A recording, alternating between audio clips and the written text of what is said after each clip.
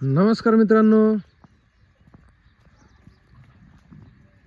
आज तुम्हाला मी जे कोंबड्या आमच्या ज्या जागेवर बसतात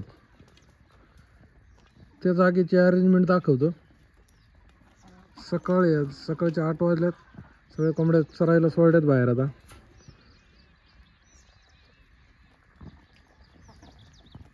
इकडं पिल्लं थंडी असल्यामुळं थोडं गार वातावरण आहे। हे 2 कंपार्टमेंट आहेत। इकडं पिल्लं बसतात, इकडं अंड्यावरल्या कोंबड्या बसतात। तर मित्रांनो, साधारण 8 बाय 10 लांबी रुंदी असलेली शेड आहे। त्याच्यामध्ये आपण 4 बांबू लावले आहेत। या गावठी कोंबड्या त्यांना उंचीवर बसायला आवडतं आणि रात्रीच्याला त्या याच्यावर बसतात। तर याच्यावर तुम्हाला दिसतंय का? नाही, इकडून नाही दिसत, इकडून दाखवतो। हे भरपूर दिवस झालेत बांबू लावले आम्ही, पण याच्यावर तुम्हाला कुठं घाण नसेल दिसत, फक्त ह्या साईडला इकडं घाण आहे।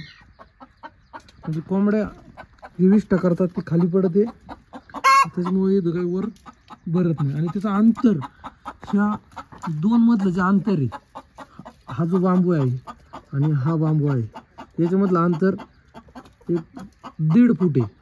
म्हणजे जरी कोंबडी बसली इथं आणि कोंबडी जर बसली तर कोंबडी जरी इकडं तोंड केलं, ह्या बाजूला जरी तोंड केलं, तरी पण ते एकमेकाला चिकटत नाहीत।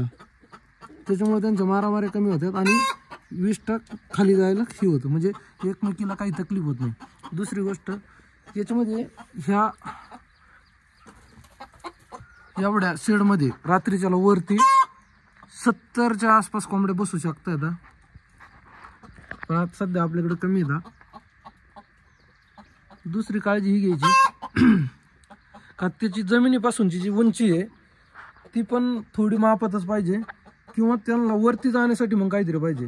आता ही उंची 4 फूट आहे, जमिनीपासून बांबूचं अंतर 4 फूट आहे। म्हणजे त्यांनी उडी मारली का त्यांना डायरेक्ट बसता येतं।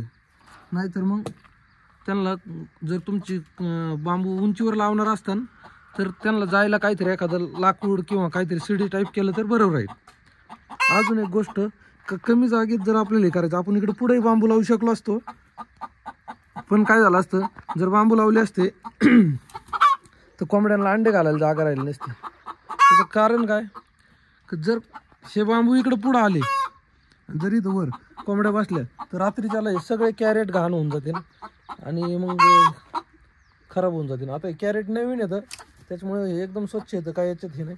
पण इकडं बघा, हे कोंबड्या बसू घाण करतातच। एक अंड निघले, 2 निघले अंडे, इकडं कोंबड्या येतात।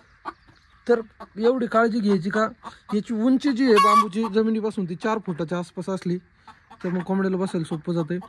2 बांबूमधलं अंतर जे आहे ते 1.5 फूट पाहिजे, म्हणजे कोंबडी एकमेकाला चिकटणार नाही आणि जरी त्या एकमेकीकडे तोंड करून बसल्या तरी एकमेकीसोबत त्वचा मारणार नाही किंवा भांडणं करणार नाही।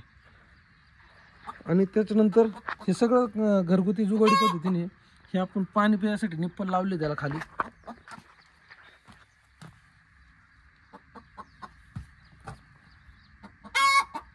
हे पाईप हे म्हणजे इथं बोलणं व्हावं नाही म्हणून आम्ही तेवढं केलं। आणि शक्यतो कोंबड्यांना खायला आतमध्ये टाकतच नाही आम्ही, कधीतरी एखाद दिवशी जर आम्ही येणार नसेल तर भांड्यात टाकतो। इकडून आम्ही पाणी ओततो, याला एखादा डबा लावला अजून तर बाहेर राहील। एक 3-1 लिटर पाणी बसते याच्यात, तेवढं कोंबड्यांसाठी ते सफिशियंट होतं। हा दरवाजा आणि ह्या बाजूला जे ते इकडे पिल्लं, आता जे पिल्लं 2 महिन्याचे आणि त्यांना आपण इकडं खायला टाकतो, बाहेर बी सोडतोय त्यांना। आणि ही त्यांची बसायची जागा, का रात्रीच्याला जर मुंगूस घूस कुठं काय आलं तर त्यांना तकलीफ नाही व्हावा म्हणून ह्या जाळीमध्ये त्यांना सध्या आपण कोंडतोय। म्हणजे ही जाळीची जी बोक्स आहेत ते बारकाले आहेत, याच्यातून काहीच आत जाऊ शकत नाही, तेवढी काळजी घेतो आम्ही। आणि याच्यामध्ये आता सध्या आम्ही 22 पिल्लं कोंडतो, वर पण बसू शकता येतं, किंवा आता काही दिवसांनी थोडे मोठे झाले तर आम्ही त्यांना बांबू शिफ्ट करणार, इकडे बांबू बांधून आणि इथं जे भांडं ठुलं आहे ते खायला यासाठी ठुलं आहे का ज्यावेळेस आपण पिल्लं आणि कोंबड्या सोबत बाहेर सोडू त्या टायमाला काय होतं का पिल्लांना कोंबड्या खाऊनच देत नाहीत. त्याच्यामुळं तिथून आम्ही ज्यावेळेस सोडतो त्या खुरड्यातून तर अगोदर याच्यात खायला टाकीतो, म्हणजे त्यांना पोटभर खाऊन देतो. त्याच्यानंतर आम्ही त्यांना मोकळं सोडतो, म्हणजे त्यांचं पोट भरल्यानंतर ते बिंदास फिरतात इकडं. नाही तर बाहेर जर आल्या तर कोंबड्या आणि पिल्लं यांच्यात खाण्यावरून काय म्हणजे धुसफूस करीतात एकमेकाला. त्याच्यामुळं पिल्लांना सेपरेट खायला टाकीत असतो. पिल्लांचे भांडे पण आम्ही शक्यतो सेपरेट त्यांची जागा केली इकडं बाजूला टाकून देत असतो, जेणेकरून त्यांच्यात भांडणं नाही होणार. तर हे शेड आहे बाहेरच्या बाजूने, म्हणजे जुनं शेड आहे, पण तुम्हाला कसं आतमध्ये ते दाखवण्यासाठी हा व्हिडिओ बनवला आहे. जर व्हिडिओ आवडला तर लाईक करा, कमेंट करा आणि चॅनलला सबस्क्राईब केला तर बरं होईल. धन्यवाद मित्रांनो.